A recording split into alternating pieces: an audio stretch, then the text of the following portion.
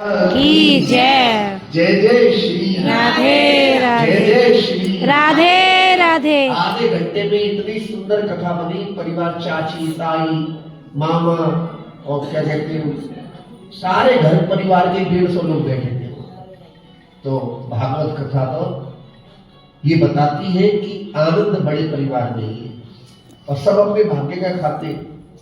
ऐसा नहीं है 10 भाई बहन होंगे तो कैसे खर्चा चलेगा। जब भगवान मुख देगा तो मुख में डालने के लिए दाना भी अपने आप भेजेगा और जब ऐसा होगा तो किसी चीज की कोई कमी नहीं रहेगी। बोल मां के बिहारी लाल की जय। गौ माता की जय। जय जय श्री राधे राधे। जय जय श्री राधे राधे। जय जय श्री राधे राधे। जय जय श्री राधे राधे। जय जय श्री राधे राधे। भगवान ने उन राजकुमारियों के जीवन को बचाने के लिए उनके साथ विवाह किया। 16,108 महल बनाए। हर एक महल में भगवान अलग रूप धारण करके रहते हैं और अपने सुखपूर्वक गृहस्थी में रहते हुए भगवान अपने गृहस्थ धर्म का पालन कर रहे हैं। तो इसलिए जीवन में भगवान की किसी भी लीला में कोई भी दोष सृष्टि नहीं करनी चाहिए।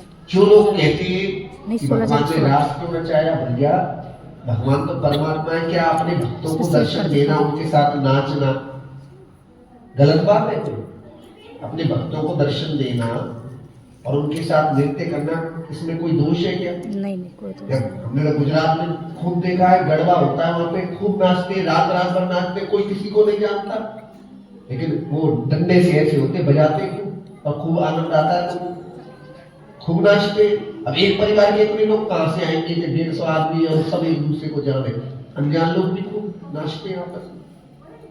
तो क्या भगवान ने अगर रास रचा लिया, भगवान नाच लिए गोपियों के साथ, तो इसमें कोई दोष सृष्टि है कि भगवान गोपियों के वस्त्र क्यों चुराते थे? गोपियों के जब वस्त्र चुराए, 6 वर्ष के छोटे से बालक थे, 6 वर्ष के बालक थे, गोपियों के जब वस्त्र चुराए तो क्या हुआ? बालक ने चुरा लिए तो वस्त्र, गोपियों को शिक्षा देने के लिए वस्त्र चुराए, बाद में वापस दे दिए। यदि इतने विवाह क्यों किए भगवान ने? 16,108 विवाह करने की क्या आवश्यकता थी? हम आपसे स्पष्ट कहते हैं कि ये काम भी भगवान ही कर सकते थे।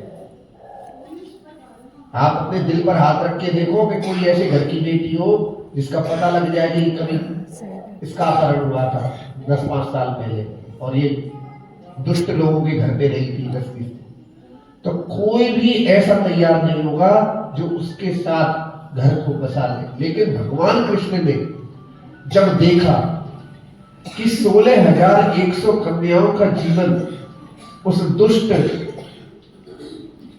राक्षस जो है भौमासुर, उसके कारण विफल हो जाएगा, तो भगवान कृष्ण ने उन कन्याओं के जीवन को बचाने के लिए, क्योंकि कोई भी राजकुमार जो राक्षसों की कैद में रही, राजकुमारियां उनके साथ विवाह करने को तैयार नहीं होता और उनके जीवन को बचाने के लिए ही भगवान ने 16,100 कन्याओं के साथ विवाह करना स्वीकार किया और उनको एक नया जीवन दिया।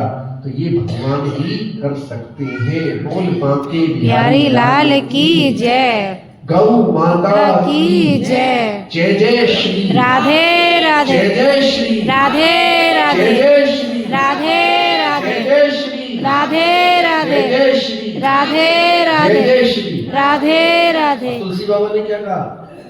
समरथ कहूँ नहीं दोष गुसाई, समरथ कहूँ नहीं दोष गुसाई, रवि पावन सुर सरि की नाई, रवि पावन सुर सरि की नाई। सामर्थ्यवान व्यक्ति को कोई दोष नहीं होता।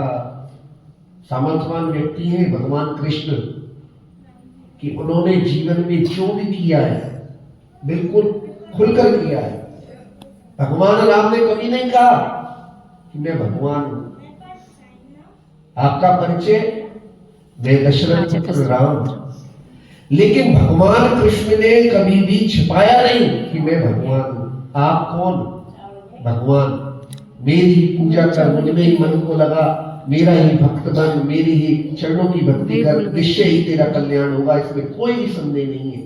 राम ने कभी बताया नहीं कि मैं भगवान हूं, और कृष्ण ने कभी छुपाया नहीं कि मैं भगवान हूं, मेरी ही पूजा करनी चाहिए। यही भगवान राम और कृष्ण के चरित्र में अंतर है कि भगवान राम का चरित्र मर्यादा से भरा हुआ है और भगवान कृष्ण का चरित्र व्यक्ति के जीवन से संबंधित है। भगवान कहते हैं कि मेरी शरण में आ जाए, इसलिए भगवान कृष्ण का जीवन जो है, भगवान ने अपने जीवन में ही बताया कि जैसे को तैसा करना चाहिए।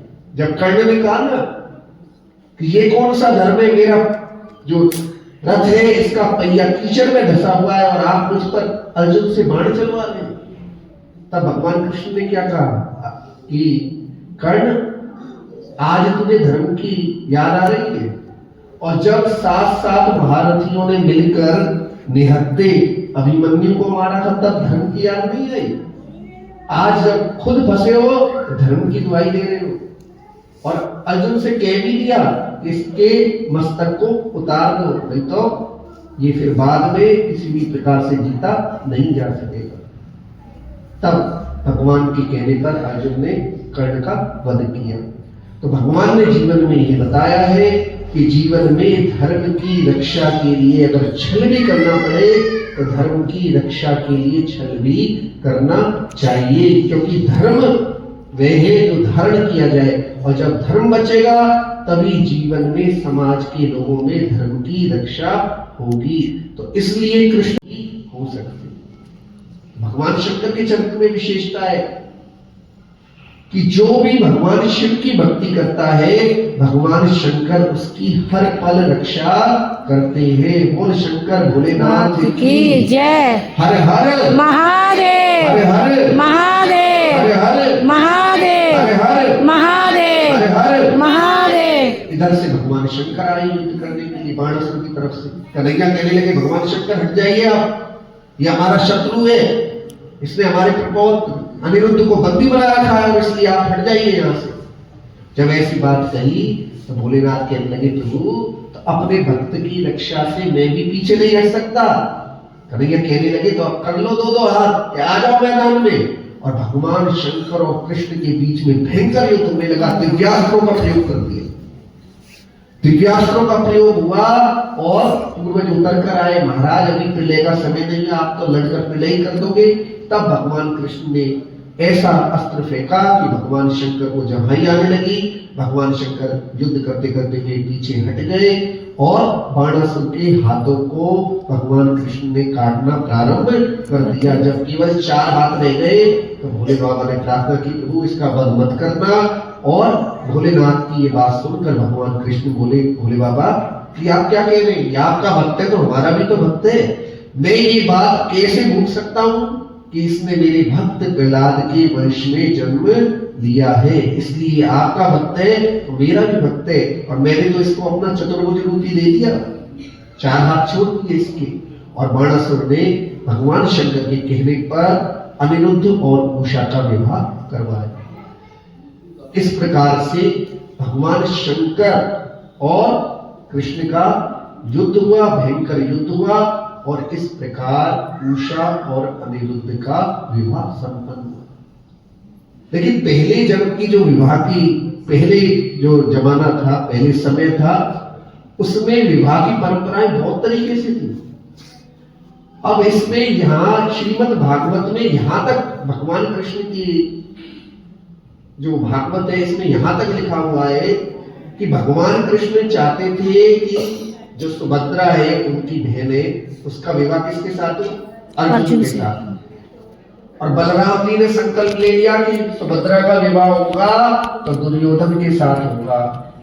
तो भगवान ने सुभद्रा के विवाह को अर्जुन के साथ कराने के लिए अर्जुन को परामर्श दिया कि तुम वेश बदलकर आओ और सुभद्रा का हरण करके ले जाओ। इधर जब अर्जुन सुभद्रा का हरण लेकर करके ले गए और बलराम जी को पता लगा तो अर्जुन को मारने के लिए दौड़े, और जब देखा कि रथ तो स्वयं सुभद्रा चला रही है तब जाकर पता लगा कि सुभद्रा भी अर्जुन से ही प्रेम करती है। बाद में कृष्ण ने बलराम जी को समझाया, देखो ये भैया ये दोनों आपस में प्रेम करते हैं, इनके विवाह में बाधा मत डालो, और दोनों का विधि पूर्वक विवाह संपन्न कराया। तो भगवान कृष्ण ने जहां जहां पर धर्म की रक्षा की, भगवान को यह भी पता है कि आगे जो उनका पुत्र होगा उसी को भागवत कथा सुननी है। अभिमन्यु होगा, और अभिमन्यु का पुत्र कौन होगा? कौन होगा? परीक्षित। कौन होगा?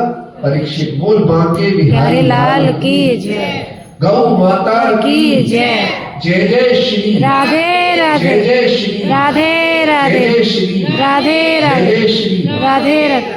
नीरू जी कोई भजन है क्या बच्चों का? हाँ हाँ कराओ, जब तक 1 मिनट कीर्तन कर ले, जब तक बालक आ रहे। हरे कृष्ण कृष्ण कृष्ण हरे हरे, हरे राम हरे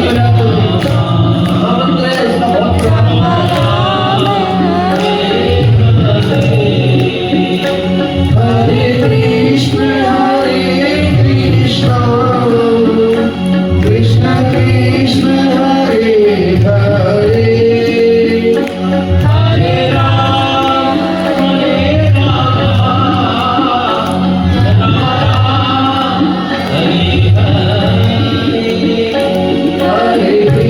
कृष्ण कृष्ण कृष्ण हरे हरे, हरे राम हरे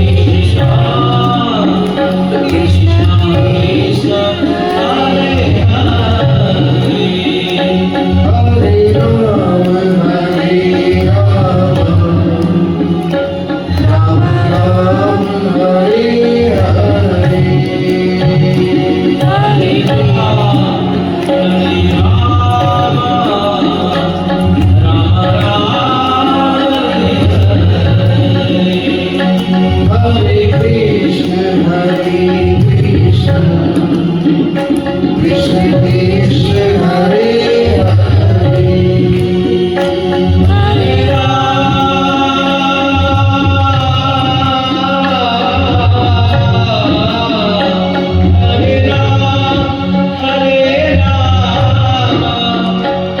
राम राम हरे हरे,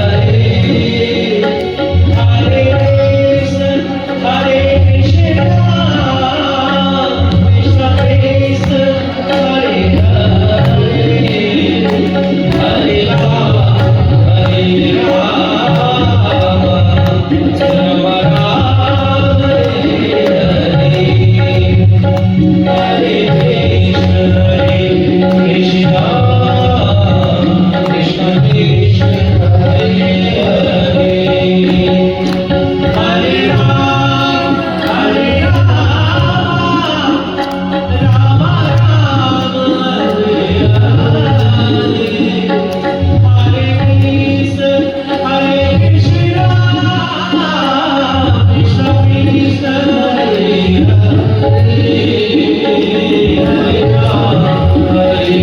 भगवान का मिथिलापुरी में राजा जनक और शुक्रदेव ब्राह्मण के यहाँ एक साथ पधारना।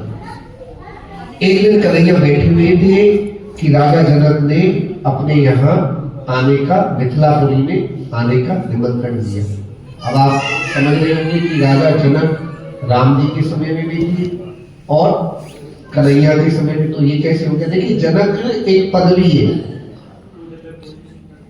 जितने भी मिथिलापुरी में राजा हुए सबको जनक की उपाधि दी गई। तो जनक एक पदवी का नाम है, जनक एक राजा का नाम नहीं है, जनक एक पदवी का नाम है। और ये सुखद संयोग है कि मिथिलापुरी में जितने भी राजा हुए सभी जनक कहलाए, और सभी तत्वदर्शी और सभी शरीर से अलग। शरीर से अलग मतलब धर्म के लिए समर्पित रहने वाले और अपने आप को शरीर न समझकर, आत्मा समझकर भगवान की भक्ति करने वाले सभी ऐसे राजा मिथिलापुरी में हुए। एक दिन भगवान को निमंत्रण देने के लिए मिथिलापुरी से राजा जनक पहुंचे और भगवान को निमंत्रण दिया कि आप हमारे यहाँ मिथिलापुरी में आइए। उसी समय मिथिलापुरी में रहने वाले ब्राह्मण शुद्धदेव भी आए कि प्रभु आप हमारे यहां पर भी आइए। अब भगवान के सामने समस्या हुई कि दोनों का समय एक ही है। वस्तु जो खत्म हो जाते हैं ना वस्तु। राजा जनक है, उनके यहाँ जाने का भी समय वही है और ब्राह्मण शुद्धदेव के यहाँ जाने का भी समय वही है। अब भगवान सोच में पड़ गए कि दोनों के यहाँ एक ही समय पर कैसे जाऊं। क्यों?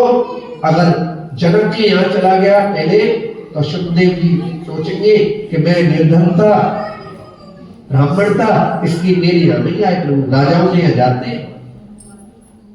और अगर पहले ब्राह्मण शुद्धदेव के यहाँ चले गए तो जनक जी क्या सोचेंगे, अच्छा तो भगवान ब्राह्मणों को ज्यादा प्रेम करते हैं इसलिए ब्राह्मण के यहाँ पहले गए, मैं राजा था इसलिए मुझे राजसी जानकर ब्राह्मणों को ज्यादा आदर किया और मुझे सम्मान नहीं दिया। तो भगवान ने जब ये बात देखी तो ब्राह्मण शुद्धदेव को और राजा जनक के दोनों को प्रसन्न करने के लिए दो रूप बनाए। एक रूप से भगवान शुद्धदेव जी के यहाँ गए और एक रूप से राजा जनक के यहाँ पहुंच गए मिथिलापुरी में। और भगवान शुद्धदेव जी कहते हैं, परीक्षित ब्राह्मण शुद्धदेव के यहाँ ज्यादा आतिथ्य सत्कार नहीं है। ब्राह्मण ने जल पिला दिया और ताली बजाकर भगवान की पूजा करने लगा। भगवान बहुत प्रसन्न हुए और जो जनक राजा हैं उन्होंने भी भगवान का बहुत स्वागत किया। तो इस प्रकार भगवान अपने भक्तों के लिए कुछ भी करने में सामर्थ्यवान है। इसलिए हमेशा भगवान के चरणों की भक्ति से जुड़ा रहना चाहिए। और ज्यादा दूर की बात नहीं कर रहे, आज से 40-50 साल पहले की हम वृंदावन में जिस आश्रम में रहते थे, सिद्ध संत श्री स्वामी अमरदेव जी महाराज, उनका ज्वाला नगर में भी आश्रम है दिल्ली के अंदर। एक दिन महाराज जी के पास हमने सुनी है ये बात, हमने खुद नहीं देखी क्योंकि हम तो उनके समय नहीं थे। उनके जो शिष्य थे स्वामी हरिदेव जी महाराज उनके समय में थे। लेकिन बहुत लोगों ने हमें बताई ये बात कि स्वामी अमरदेव जी के पास एक भक्त आए, उन्होंने कह दिया महाराज दिल्ली में मकान का मुहूर्त है और गुरुजी आपके हाथ से ही होना चाहिए। महाराज जी ने कहा ठीक है कोई बात नहीं। इतने में एक गरीब भक्त भी आ गया। अब उसने कहा कि मुरादाबाद में ना बेटी की शादी और आपको आशीर्वाद देने जरूर आना। महाराज जी ने कहा कोई बात आ जाएंगे। लेकिन दोनों की समय और तारीख एक ही थी। दिल्ली में भी समय और तारीख वही थी और मुरादाबाद में भी वही। महाराज जी को जब शिष्यों ने बताया तो महाराज जी ने कहा तो हमने बोल दिया जाना तो दोनों जगह पड़ेगा। महाराज जी लेकिन आप जाओगे कैसे? महाराज जी मुस्कुराए। एक ही समय पर एक ही तारीख में लोगों ने देखा कि महाराज जी मुरादाबाद में बेटी के विवाह में भी सम्मिलित थे और दिल्ली के अंदर मकान का मुहूर्त भी निकलवा रहे थे। लोग कहने लगे, मुरादाबाद वाले भक्त दिल्ली वाले भक्तों से फोन पर कह रहे हैं कि महाराज जी तो मुरादाबाद आ गए। अरे कैसी बात कर रहे हैं, महाराज जी तो यहाँ पे सामने बैठे हैं हमारे। और एक ही समय में संत सिद्ध अमरदेव जी महाराज दोनों जगह थे। लोगों ने देखा तो दांतों के नीचे उंगली दबा ली और बिल्कुल सत्य बात है। तो जो संत होते हैं, भगवंत होते हैं, वो अपने भक्तों के लिए कुछ भी कर सकते हैं। लेकिन जिनमें सामर्थ्य हो, जो सामर्थ्यवान हो, वही संत कर सकते हैं। जिनमें भजन का बल हो वही कर सकते हैं। क्योंकि साधना का बल साधन के बल से ज्यादा होता है। साधन का बल हर जगह काम नहीं करता, लेकिन साधना का बल हर जगह कार्य करता है। बोल बांके बिहारी लाल की, गौ माता की जय जय श्री राधे। आज बड़ी खुशी का दिन भी है क्योंकि हमारी बहन, एक बार सामने आ जाओ जी, हरप्रीत जी एक बार आ जाओ सामने आ जाओ। आज हमारी बहन हरप्रीत जी का जन्मदिन भी है, तो एक बार जोरदार तालियां हरप्रीत जी के लिए और उनको जन्मदिन की बहुत बहुत बधाई है हरप्रीत जी को। किसका? अच्छा, आरती का। आरती राठौर। आरती राठौर जी का। हाँ जी संजय जी, एक क्या बोलते जन्मदिन वाला कोई गीत तो गाओ। ये भी सहयोग हो सकते। भगवान शंकर के चरित्र में विशेषता है कि जो भी भगवान शिव की भक्ति करता है भगवान शंकर उसकी हर पल रक्षा करते हैं। बोल शंकर भोलेनाथ की जय। हर हर महादेव। हर हर महादेव। हर हर महादेव। हर हर महादेव। हर हर महादेव। इधर से भगवान शंकर आए युद्ध करने के लिए बाणासुर की तरफ से। कन्हैया कहने लगे भगवान शंकर हट जाइए आप, ये हमारा शत्रु है, इसने हमारे प्रपोत अनिरुद्ध को बंदी बना रखा है और इसलिए आप हट जाइए यहाँ से। जब ऐसी बात कही तो भोलेनाथ कहने लगे प्रभु तो अपने भक्त की रक्षा से मैं भी पीछे नहीं हट सकता। कन्हैया कहने लगे तो अब कर लो दो हाथ, आ जाओ मैदान में। और भगवान शंकर और कृष्ण के बीच में भयंकर युद्ध होने लगा। दिव्यास्त्रों का प्रयोग कर दिया, दिव्यास्त्रों का प्रयोग हुआ और पूर्वज उतर कर आए, महाराज अभी प्रलय का समय नहीं है, आप तो लड़कर प्रलय कर दोगे। तब भगवान कृष्ण ने ऐसा अस्त्र फेंका कि भगवान शंकर को जमाई आने लगी। भगवान शंकर युद्ध करते करते हुए पीछे हट गए और बाणासुर के हाथों को भगवान कृष्ण ने काटना प्रारंभ कर दिया। जब केवल 4 हाथ रह गए तो भोले बाबा ने प्रार्थना की प्रभु इसका वध मत करना। और भोलेनाथ की ये बात सुनकर भगवान कृष्ण बोले भोले बाबा कि आप क्या कह रहे हैं, ये आपका भक्त है तो हमारा भी तो भक्त है। मैं ये बात कैसे भूल सकता हूँ कि इसने मेरे भक्त प्रहलाद के वंश में जन्म लिया है, इसलिए आपका भक्त है तो मेरा भी भक्त है। और मैंने तो इसको अपना चतुर्भुज रूपी ले लिया, 4 हाथ छोड़ दिए इसके। और बाणासुर ने भगवान शंकर के कहने पर अनिरुद्ध और उषा का विवाह करवाया। इस प्रकार से भगवान शंकर और कृष्ण का युद्ध हुआ, भयंकर युद्ध हुआ और इस प्रकार उषा और अनिरुद्ध का विवाह संपन्न हुआ। लेकिन पहले जन्म की जो विवाह की पहले जो जमाना था, पहले समय था, उसमें विवाह की परंपराएं बहुत तरीके से थी। अब इसमें यहाँ श्रीमद् भागवत में यहाँ तक भगवान कृष्ण की जो भागवत है इसमें यहाँ तक लिखा हुआ है कि भगवान कृष्ण चाहते थे कि जो सुभद्रा है उनकी बहन है उसका विवाह किसके साथ हो? अर्जुन के साथ। और बलराम जी ने संकल्प ले लिया कि सुभद्रा का विवाह होगा तो दुर्योधन के साथ होगा। तो भगवान ने सुभद्रा के विवाह को अर्जुन के साथ कराने के लिए अर्जुन को परामर्श दिया कि तुम वेश बदलकर आओ और सुभद्रा का हरण करके ले जाओ। इधर जब अर्जुन सुभद्रा का हरण लेकर करके ले गए और बलराम जी को पता लगा तो अर्जुन को मारने के लिए दौड़े और जब देखा कि रथ तो स्वयं सुभद्रा चला रही है तब जाकर पता लगा कि सुभद्रा भी अर्जुन से ही प्रेम करती है। बाद में कृष्ण ने बलराम जी को समझाया देखो ये भैया ये दोनों आपस में प्रेम करते हैं, इनके विवाह में बाधा मत डालो और दोनों का विधि पूर्वक विवाह संपन्न कराया। तो भगवान कृष्ण ने जहां जहां पर धर्म की रक्षा की, भगवान को यह भी पता है कि आगे जो इनका पुत्र होगा उसी को भागवत कथा सुनते हैं। अभिमन्यु होगा और अभिमन्यु का पुत्र कौन होगा? कौन होगा? परीक्षित। कौन होगा?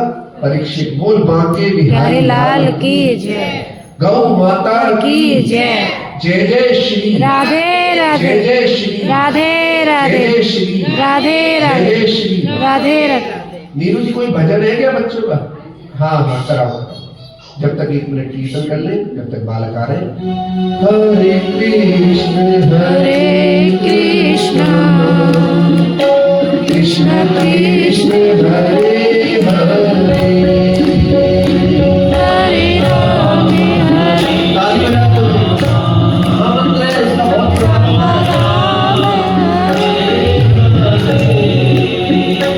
हरे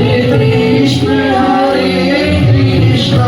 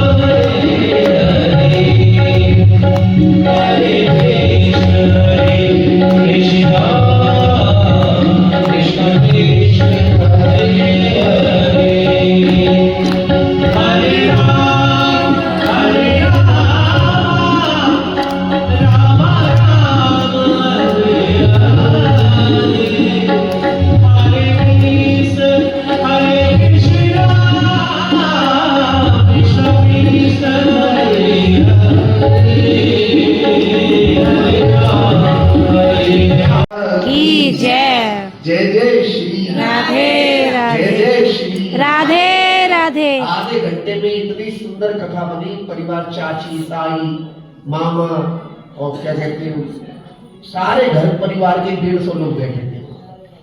तो भागवत कथा तो ये बताती है कि आनंद बड़े परिवार में ही है और सब अपने भाग्य का खाते। ऐसा नहीं है 10 भाई बहन होंगे तो कैसे खर्चा चलेगा। जब भगवान मुख देगा तो मुख में डालने के लिए दाना भी अपने आप भेजेगा और जब ऐसा होगा तो किसी चीज की कोई कमी नहीं रहेगी। बोल बांके बिहारी लाल की जय। गौ माता की जय। जय श्री राधे राधे। जय श्री राधे राधे। जय श्री राधे राधे। जय श्री राधे राधे। जय श्री राधे राधे। भगवान ने उन राजकुमारियों के जीवन को बचाने के लिए उनके साथ विवाह किया। 16,108 महल बनाए। हर एक महल में भगवान अलग रूप धारण करके रहते हैं और अपने सुखपूर्वक गृहस्थी में रहते हुए भगवान अपने गृहस्थ धर्म का पालन कर रहे हैं। तो इसलिए जीवन में भगवान की किसी भी लीला में कोई भी दोष सृष्टि नहीं करनी चाहिए। जो लोग कहते हैं कि भगवान ने रास क्यों रचाया, भैया भगवान तो परमात्मा है, क्या अपने भक्तों को दर्शन देना, उनके साथ नाचना गलत बात है? अपने भक्तों को दर्शन देना और उनके साथ नृत्य करना, इसमें कोई दोष है क्या? नहीं कोई दोष। हमने तो गुजरात में खूब देखा है, गरबा होता है, वहां पे खूब नाचते, रात रात भर नाचते, कोई किसी को नहीं जानता, लेकिन वो डंडे से ऐसे होते, बजाते क्यों और खूब आनंद आता है, तो खूब नाचते।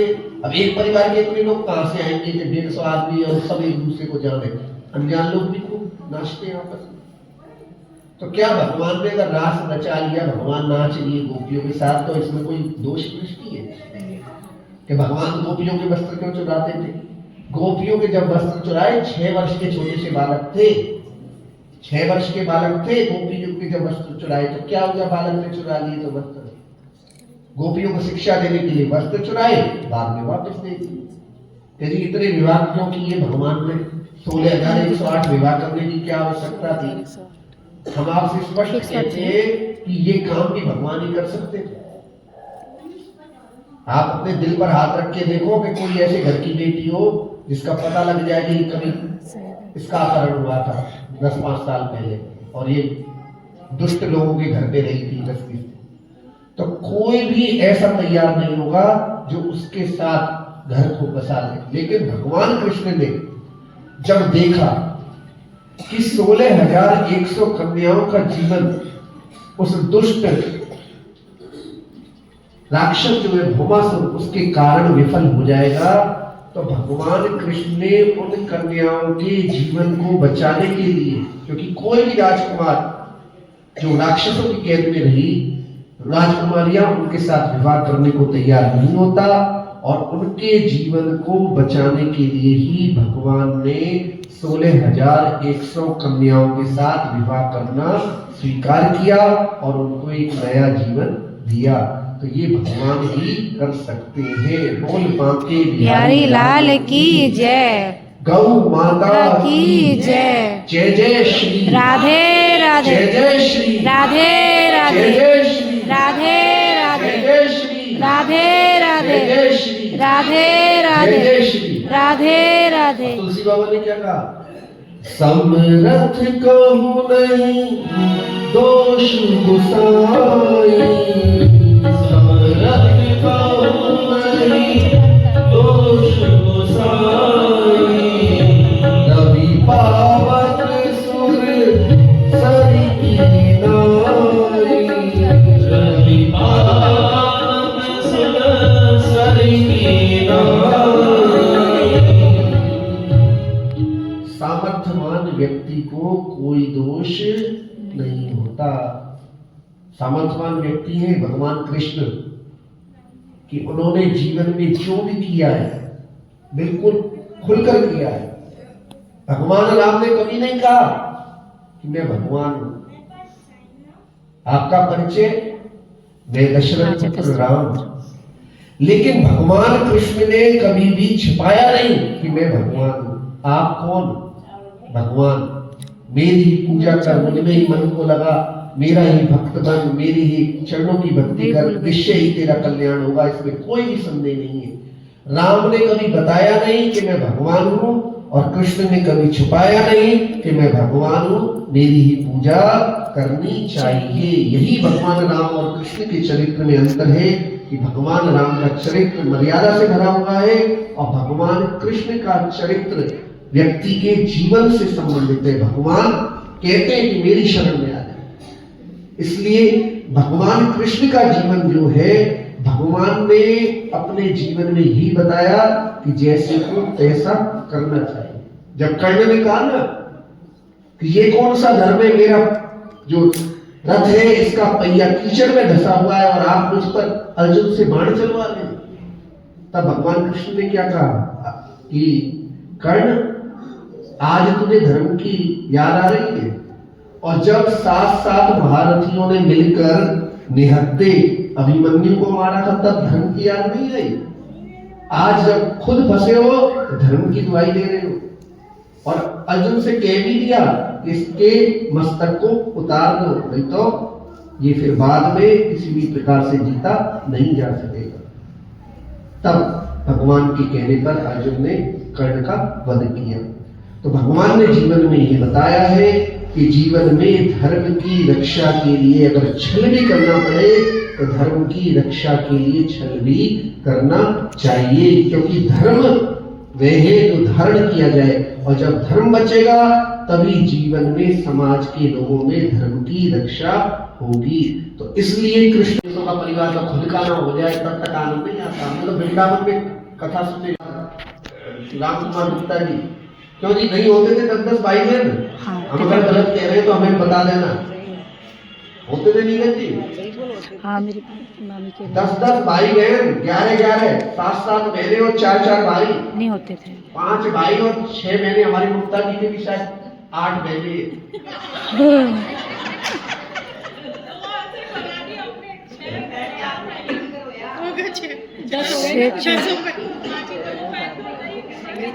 छह बहन और 4 भाई तो ये बैठी ममता जी, इनको देखो 10 भाई बहन। तो ये कोई बहुत इसमें आश्चर्य करने की बात नहीं है। अरे भगवान के 2.25 लाख बच्चे थे, 10 बेटा और 1 बेटी थी भगवान के हरेक रानी से। तो 10-11 तो आज से 20-30 साल पहले आम नॉर्मल था। व्यक्तियों के भी भाई बहन होते थे। मेरी मामी के 9 बेटे। होते थे नहीं होते थे, इसमें कोई आश्चर्य करने की बात नहीं है। भगवान का पर एक बात कहें आपसे, परिवार बड़ा ही अच्छा लगता है।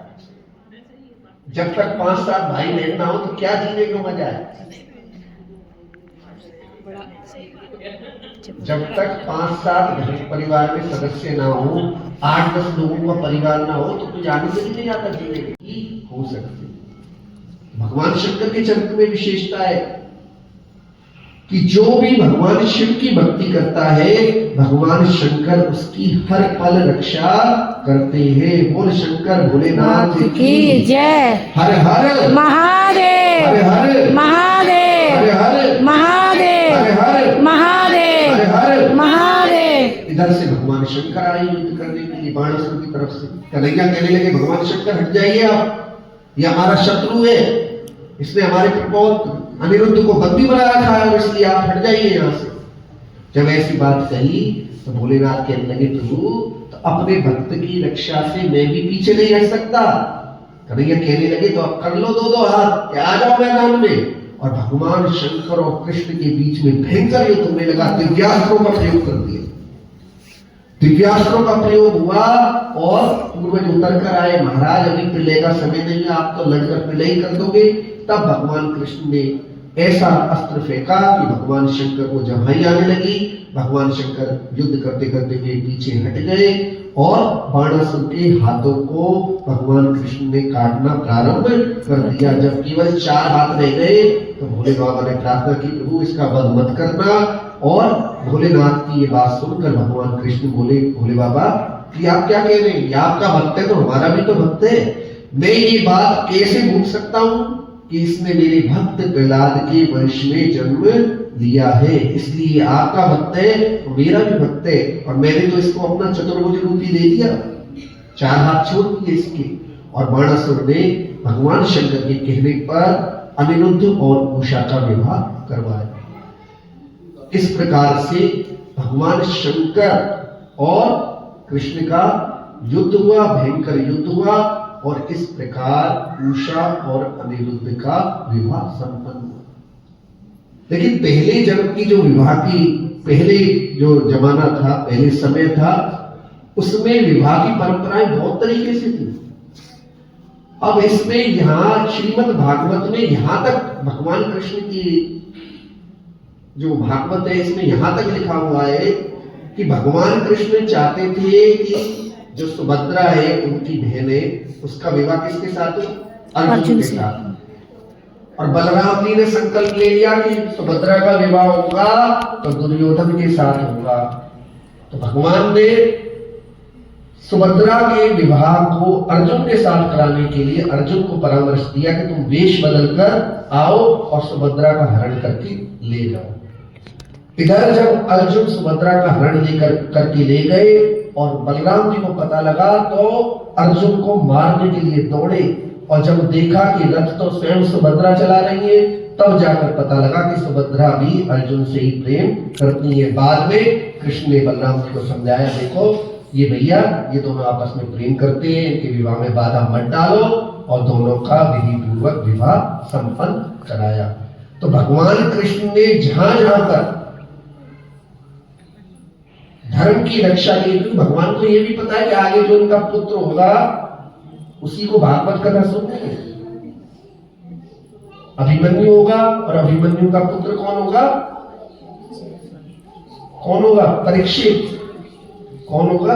परीक्षित। बोल बांके बिहारी लाल की जय, गौ माता की जय, जय जय श्री राधे राधे, जय जय श्री राधे राधे, जय जय श्री राधे राधे, जय जय श्री राधे राधे। नीरू जी कोई भजन है क्या बच्चों का? हाँ हाँ कराओ, जब तक 1 मिनट कीर्तन कर ले, जब तक बालक आ रहे। हरे कृष्ण कृष्ण कृष्ण हरे हरे, हरे राम ताली बजाओ। महामंत्र है इसका बहुत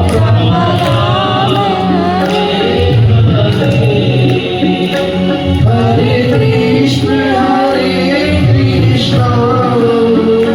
कृष्ण कृष्ण हरे हरे, हरे राम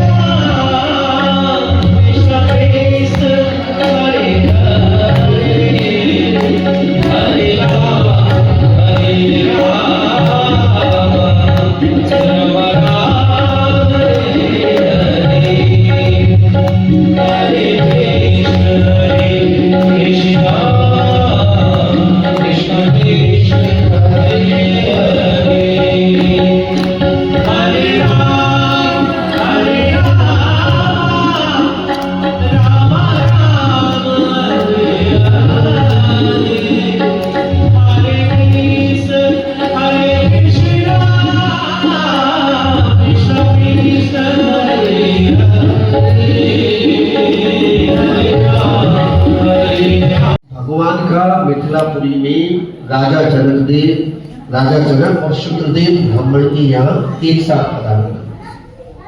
एक दिन कन्हैया बैठे हुए थे कि राजा जनक ने अपने यहाँ आने का, मिथिलापुरी में आने का निमंत्रण दिया।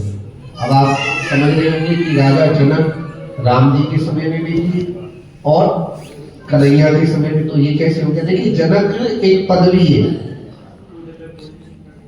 जितने भी मिथिलापुरी में राजा हुए सबको जनक की उपाधि दी गई।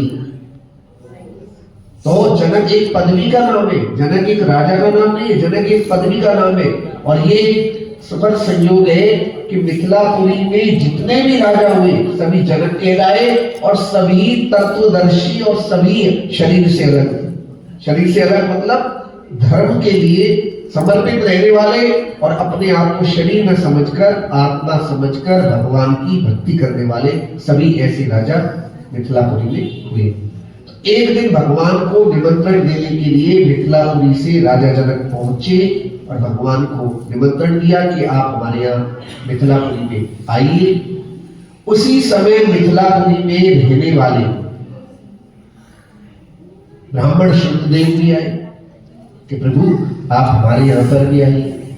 अब भगवान के सामने समस्या हुई कि दोनों का समय एक ही है। जो खत्म हो जाते हैं ना वस्तु, राजा जनक है उनके यहाँ जाने का भी समय वही है और ब्राह्मण शुक्रदेव के यहाँ जाने का भी समय वही है। अब भगवान सोच में पड़ गए कि दोनों के यहाँ एक ही समय पर कैसे जाऊं। क्यों? अगर जनक के यहाँ चला गया पहले तो शुक्रदेव जी सोचेंगे कि मैं निर्धन था, ब्राह्मण था, इसलिए मेरे यहाँ नहीं आए, प्रभु राजाओं के यहाँ जाते। और अगर पहले ब्राह्मण शुक्रदेव के यहाँ चले गए तो जनक जी क्या सोचेंगे, अच्छा तो भगवान ब्राह्मणों को ज्यादा प्रेम करते हैं इसलिए ब्राह्मण के यहाँ पहले गए, मैं राजा था इसलिए मुझे राजसी जानकर ब्राह्मणों को ज्यादा आदर किया और मुझे सम्मान नहीं दिया। तो भगवान ने जब ये बात देखी तो ब्राह्मण शुक्रदेव को और राजा जनक के दोनों को प्रसन्न करने के लिए दो रूप बनाए। एक रूप से भगवान शुक्रदेव जी के यहाँ गए और एक रूप से राजा जनक के यहाँ पहुंच गए मिथिलापुरी में। और भगवान शुक्रदेव जी कहते हैं, परीक्षित ब्राह्मण शुक्रदेव के यहाँ ज्यादा आतिथ्य सत्कार नहीं है। ब्राह्मण ने जल पिला दिया और ताली बजाकर भगवान की पूजा करने लगा। भगवान बहुत प्रसन्न हुए और जो जनक राजा है उन्होंने भी भगवान का बहुत स्वागत किया। तो इस प्रकार भगवान अपने भक्तों के लिए कुछ भी करने में सामर्थ्यवान है। इसलिए हमेशा भगवान के चरणों की भक्ति से जुड़ा रहना चाहिए। और ज्यादा दूर की बात नहीं कर रहे, आज से 40-50 साल पहले की हम वृंदावन में जिस आश्रम में रहते थे, सिद्ध संत श्री स्वामी अमरदेव जी महाराज, उनका ज्वालानगर में भी आश्रम है दिल्ली के अंदर। एक दिन महाराज जी के पास हमने सुनी है ये बात, हमने खुद नहीं देखी क्योंकि हम तो उनके समय नहीं थे। उनके जो शिष्य थे स्वामी हरिदेव जी महाराज उनके समय में थे। लेकिन बहुत लोगों ने हमें बताई ये बात कि स्वामी अमरदेव जी के पास एक भक्त आए, उन्होंने कह दिया महाराज दिल्ली में मकान का मुहूर्त है और गुरुजी आपके हाथ से ही होना चाहिए। महाराज जी ने कहा ठीक है कोई बात नहीं। इतने में एक गरीब भक्त भी आ गया। अब उसने कहा कि मुरादाबाद में ना बेटी की शादी और आपको आशीर्वाद देने जरूर आना। महाराज जी ने कहा कोई बात आ जाएंगे। लेकिन दोनों की समय और तारीख एक ही थी। दिल्ली में भी समय और तारीख वही थी और मुरादाबाद में भी वही। महाराज जी को जब शिष्यों ने बताया तो महाराज जी ने कहा तो हमने बोल दिया जाना तो दोनों जगह पड़ेगा। महाराज जी लेकिन आप जाओगे कैसे? महाराज जी मुस्कुराए एक ही समय पर एक ही तारीख में लोगों ने देखा कि महाराज जी मुरादाबाद में बेटी के विवाह में भी सम्मिलित थे और दिल्ली के अंदर मकान का मुहूर्त भी निकलवा रहे थे। लोग कहने लगे, मुरादाबाद वाले भक्त दिल्ली वाले भक्तों से फोन पर कह रहे हैं कि महाराज जी तो मुरादाबाद आ गए। अरे कैसी बात कर रहे हैं, महाराज जी तो यहाँ पे सामने बैठे हैं हमारे। और एक ही समय में संत सिद्ध अमरदेव जी महाराज दोनों जगह थे। लोगों ने देखा तो दांतों के नीचे उंगली दबा ली, और बिल्कुल सत्य बात है। तो जो संत होते हैं, भगवंत होते हैं, वो अपने भक्तों के लिए कुछ भी कर सकते हैं, लेकिन जिनमें सामर्थ्य हो, जो सामर्थ्यवान हो, वही संत कर सकते हैं। जिनमें भजन का बल हो, वही कर सकते हैं। क्योंकि साधना का बल साधन के बल से ज्यादा होता है। साधन का बल हर जगह काम नहीं करता, लेकिन साधना का बल हर जगह कार्य करता है। बोल बांके बिहारी लाल की, गौ माता की जय जय श्री। राधे राधे। आज बड़ी खुशी का दिन भी है, क्योंकि हमारी बहन, एक बार सामने आ जाओ जी, हरप्रीत जी एक बार आ जाओ सामने आ जाओ। आज हमारी बहन हरप्रीत जी का जन्मदिन भी है, तो एक बार जोरदार तालियां हरप्रीत जी के लिए, और उनको जन्मदिन की बहुत बहुत बधाई है हरप्रीत जी को। किसका? अच्छा, आरती का। आरती राठौर। आरती राठौर जी का। हाँ जी संजय जी, एक क्या बोलते जन्मदिन वाला कोई गीत तो बन गई। ये भी सहयोग है।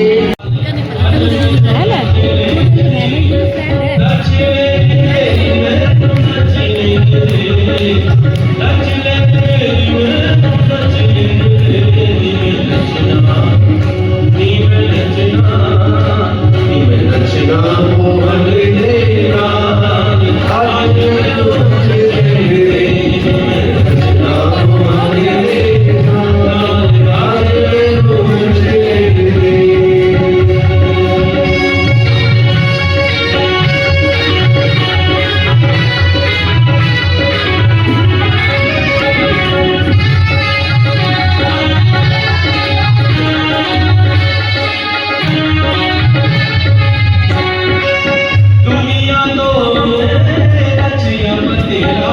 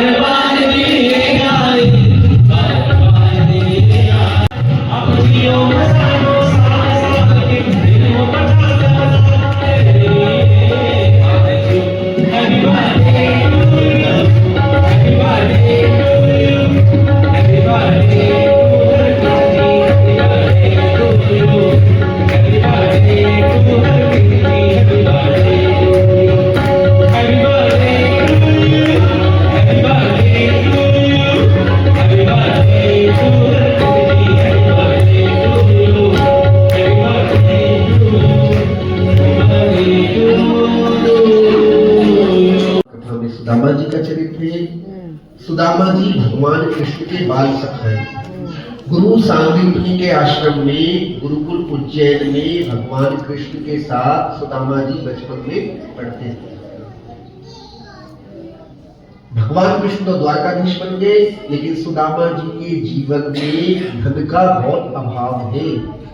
एक दिन सुदामा जी की पत्नी सुशीला जी कहने लगी कि मैंने सुना है आपके द्वारकाधीश मित्र हैं बचपन के, तो आप उनके पास क्यों नहीं जाते? सुदामा जी ने दो टूक बात कही, तो मांगने के लिए जाऊं क्या? ऐसा ममता समझ रखा है तुमने? सुशीला जी कहने लगी, नहीं, मैंने मांगने के लिए तो नहीं कहा, मैंने तो ये कहा कि ये जीवन का परम लाभ है कि आपको कन्हैया के दर्शन हो जाए। तब भगवान कृष्ण को याद करके भावुक हो गए। सुशीला जी ने फूटे फूटे चावल पोटली में बांध लिए और उसको लेकर सुदामा जी चल पड़े। एक जगह थक कर सो गए। भगवान कृष्ण ने योग माया को आदेश दिया, जाओ सुदामा को मेरे दर तक पहुंचा दो। और जब सुबह हुई तो सीधे सुदामा जी द्वारकापुरी में पहुंच चुके हैं। एक राहगीर से पूछने लगे कि कृष्ण का महल कौन सा है, कन्हैया का महल कौन सा है। और देखिए भागवत जी की अगर हम बात करें तो भागवत जी में तो स्पष्ट लिखा है, भागवत जी में स्पष्ट लिखा है कि ना तो भगवान के द्वारपालों ने किसी ने रोका, ना सुदामा जी से किसी ने पूछा कि आप महल में क्यों जा रहे हो। भागवत जी की बात कर रहे हो, क्योंकि भगवान के यहाँ 24 घंटे 700 दिन संत ब्राह्मण भक्त वैष्णव किसी को भी रोका नहीं जाता, किसी को भी रोक नहीं है। भगवान के निज कक्ष तक, निज महल तक, जिसमें रानियों के साथ रहते संत ब्राह्मण भक्त को इतनी स्वतंत्रता है कि कोई भी भगवान के निजी कक्ष तक भी जा सकता है, निज महल में प्रवेश कर सकता है। कोई रोक टोक नहीं है किसी को, कभी भी जाओ, 24 घंटे में, 7 दिन में, किसी भी समय जाइए। लेकिन क्योंकि भक्त नरोत्तम दास जी ने एक सुंदर भाव दिया कि जैसे ही सुदामा जी पहुंचे और द्वारपालों ने देखा तो रोका और पूछा किससे मिलना है। और सुदामा जी ने जब कहा कि मुझे कृष्ण से मिलना है तो द्वारपालों ने मुझ पर रोक दिया। अरे द्वारपालों कन्हैया से कह दो इधर कोई सुदामा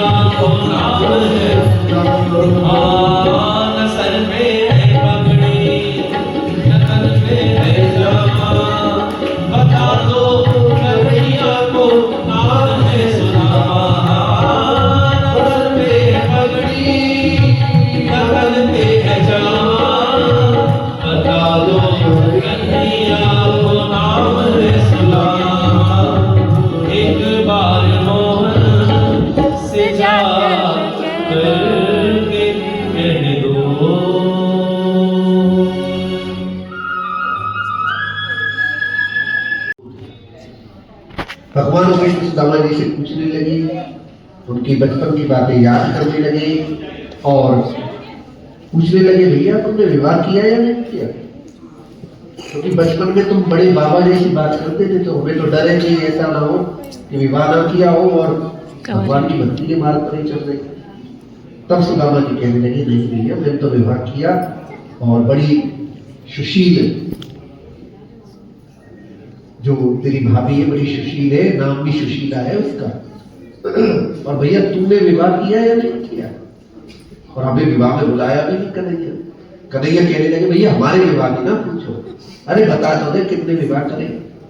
ना वो से मत पूछो। और जब भगवान ने कहा 16,108, सुदामा जी तो एकदम हक्का फक्के रह गए। इतने विवाह, भैया खूब आशीर्वाद, खूब कलम किलो और झाग के समान कोमल शैया पर भगवान ने लिटाया। साक्षात लक्ष्मी मैया पर पलंग के पास खड़े होकर सुदामा जी को पंखा जल रही है और भगवान स्वयं चरणों को दबा रहे हैं। तो ये भगवान की भक्ति का चमत्कार होता है। भक्त जो भगवान की भक्ति करता है उसे जीवन में भगवान अपनी भक्ति का फल एक न एक दिन अवश्य देते हैं। लेकिन भगवान की भक्ति का फल ये नहीं है कि हमें लौकिक चीजें मिल जाए, धन मिल जाए, प्रसिद्धि हो जाए, हमें लोग अच्छा समझे। भगवान की भक्ति का फल यही है कि हमारा जीवन भगवान की सेवा में और भक्ति में लगा रहे और हम अपनी तपस्या करके भगवान के चरणों में समर्पित हो जाए। भगवान की भक्ति का फल। अगर भगवान की भक्ति का फल देखा जाए तो भगवान की भक्ति का फल भी भगवान की भक्ति है।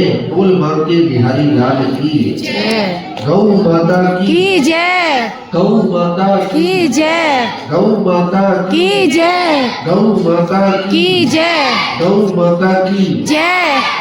भगवान चरणों को दबा रही है। भगवान पूछने लगे, भैया भाभी ने कछु ना रहे हमारे लिए? जब ये बात सुनी तो सुदामा जी कहने लगे, भैया हम पे काय लेके आते थे दीदी, तू ठहरो राजा हम ठहरे भिखारी, कहाँ लेके आते थे? सुदामा जी को देखकर भगवान कहने लगे, भैया ये एक बात बताओ, ये तुमने बड़ी देर से हाथ चिपका रखो, आखिर क्या बात है? तो भैया तुम मेरे हाथ से दूर रही हो। बोल बांके बिहारी लाल की। बहुत देर से हाथ चिपका रखा है, क्या बात है? और भगवान ने नाना करते हुए पोटली को खींच लिया। एक मुट्ठी खाई एक लोग का राज्य दिया, दूसरी मुट्ठी खाई दूसरे लोग का राज्य दिया, तीसरी मुट्ठी खाने लगे तो रुक्मिणी जी ने हाथ पकड़ लिया। क्यों पकड़ लिया? कि भगवान 2 मुट्ठियों में 2 लोग का राज्य दे दिया। अब सब कुछ देकर क्या स्वयं सुदामा बनना चाहते हो? या किस लिए हाथ पकड़ा? कि कच्चे चावल है नुकसान करेंगे।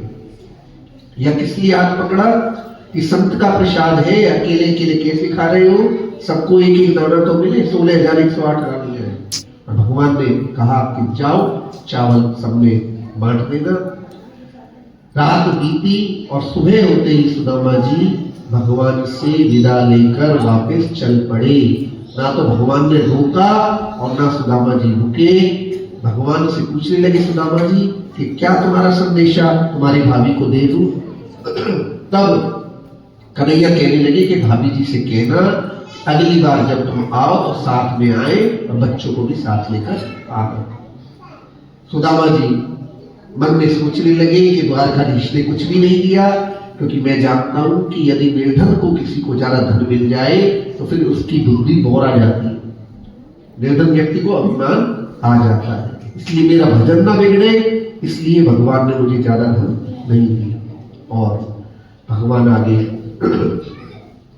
सुदामा जी पहुंचे सुदामापुरी। वहां पर देखा तो बड़े बड़े महल खड़े हुए हैं।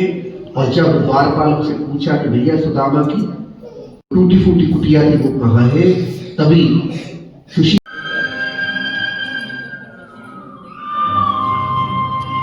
गरीबी से बुरा हाल धर्म पत्नी के बार बार कहने पर सुदामा न चाहते हुए अपने बचपन के मित्र कृष्ण से मिलने चला।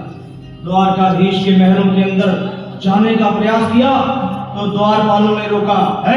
किधर जाता है? सुदामा ने प्रार्थना की, ऐ द्वारपालों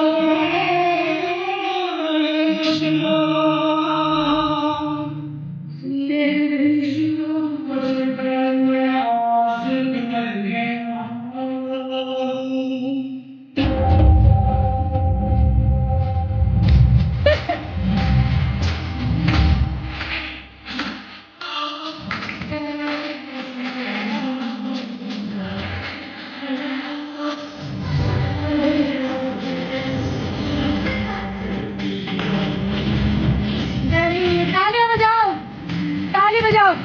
इस नामा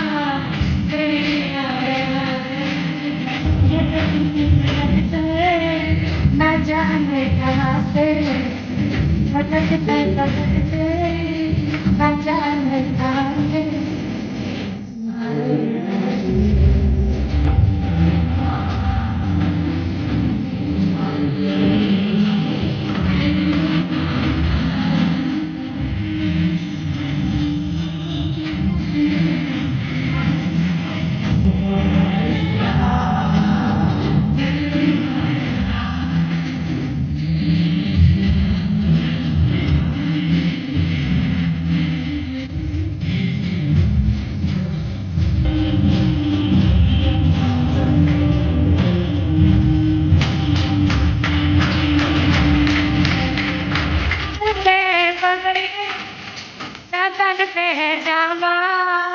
बता दो कन्हैया को नाम है सुदामा नाम अरे बैठा लगी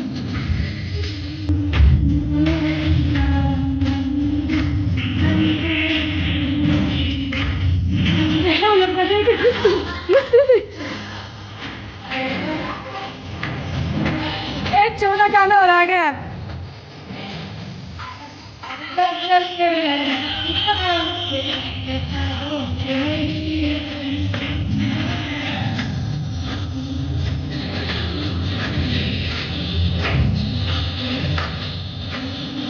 एक बार मोहने से जा कह दो तुम एक बार मोहने से जा कह दो कि मिलने सिवा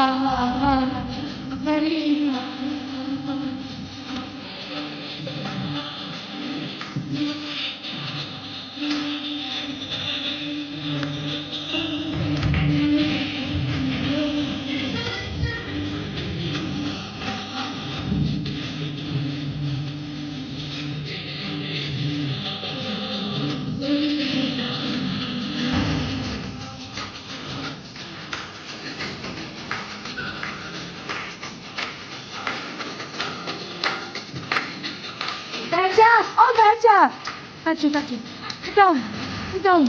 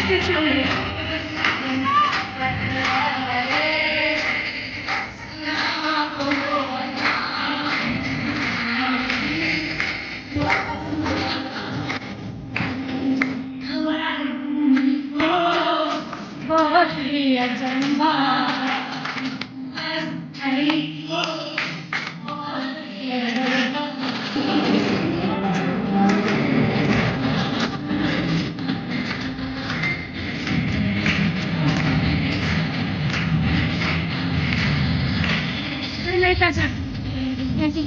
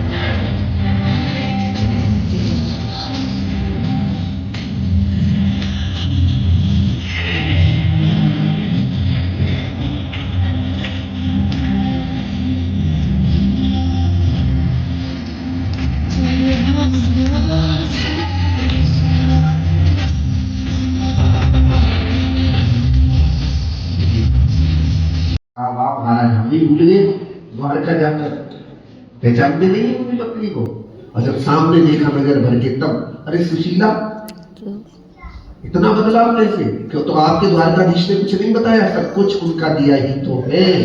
और सुदामा जी के नेत्रों से झरझर करके आंसू बहने लगे कि भगवान देते हैं तो कुछ भी नहीं बताते। इसलिए जीवन में एक बात का हमेशा ध्यान रखना कि भगवान की भक्ति करते हुए जीवन में जो भी कष्ट आते हैं वह भगवान इसलिए देते हैं कि जीवन में जब कष्ट आए तो जीवन में कष्ट आने से हमारे प्रारब्ध का जो है पाप है उनका नाश हो जाए और हम भगवान के लिए शुद्ध और बुद्ध हो जाए।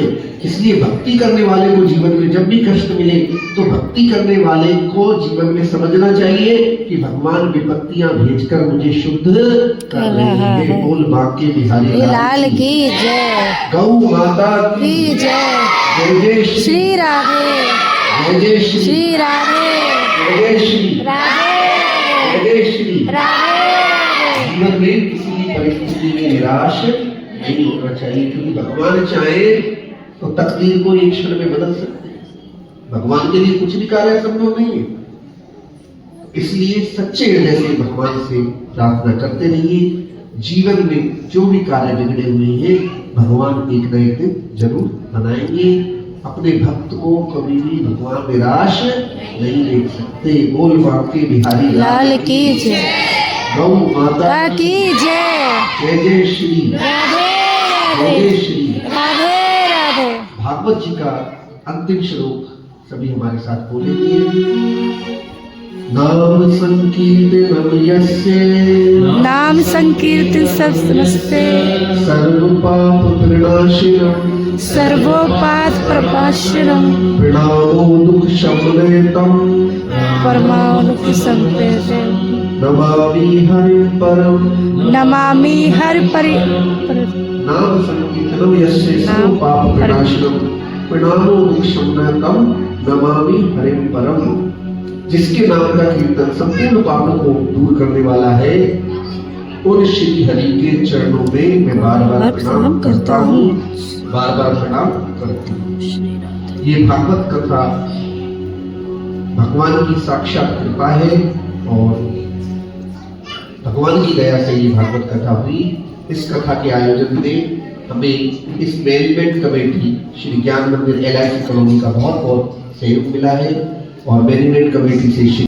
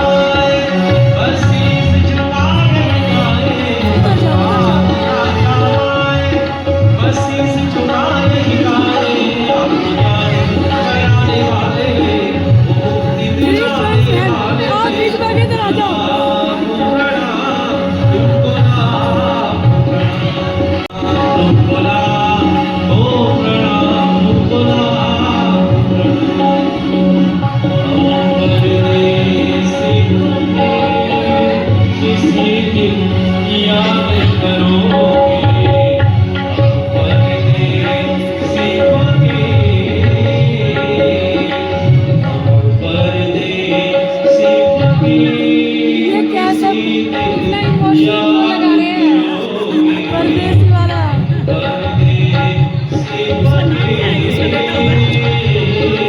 आरती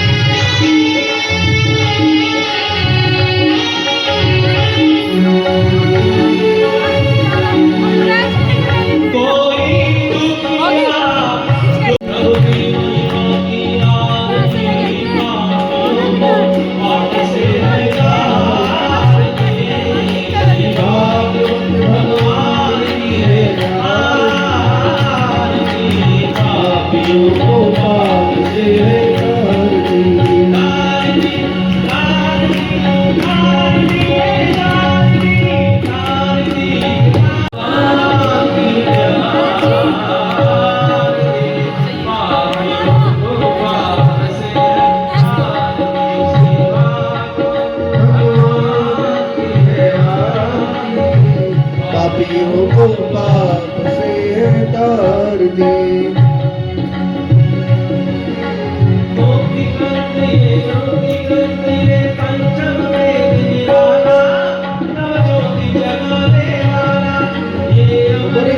ये मुक्ति पंथ ये पंचम वेद निराला, तुम ज्योति जगाने वाला।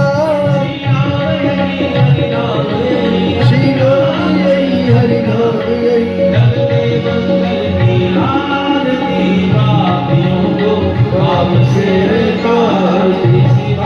तुरंत भगवान की है आरती, पापियों को पाप से तार दे।